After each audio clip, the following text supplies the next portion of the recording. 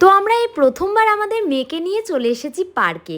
আর এসেই তোমাদের দাদাভাই গাড়িটা রেখে দিল। তারপর কিন্তু আমরা চটপট করে কেটে নিলাম টিকিট, আর দেরি না করে তাড়াতাড়ি এসে মামামকে উঠিয়ে দিয়েছি এই হাঁসটার ওপর। প্রথমবার মেয়েকে নিয়ে পার্কে এসে কিন্তু খারাপ এক্সপিরিয়েন্স হয়নি, আর তোমরা ওকে দেখে বুঝতে পারবে যে ও কতটা বেশি মজা করছিল। ওর ফোকলা দাঁতের মিষ্টি হাসি দেখে ওর পাপা আর আমি তো বিশাল খুশি হয়ে যাচ্ছিলাম। আর যেগুলোতে মামামকে ওঠানো যায় প্রত্যেকটাতে কিন্তু আমি ওকে উঠিয়েছিলাম। আর এই দোলনাটার ব্যাপারে কি বলবো, ও এই দোলনাটাতে উঠে রীতিমতো নামতে চাইছিল না, এত বেশি মজা পাচ্ছিল, জোরে জোরে হাসছিল জানো। আমি ওর পাপাকে বলছি সেভাবে ওর এখনো বোঝার বুদ্ধি হয়নি, এতেই ও এত খুশি। তাহলে যখন ওর বুদ্ধি হবে কতই না আনন্দ করবে এখানে এসে, বলো তো।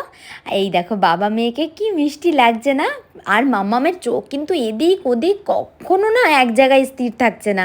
ও ভাবছে যে এগুলো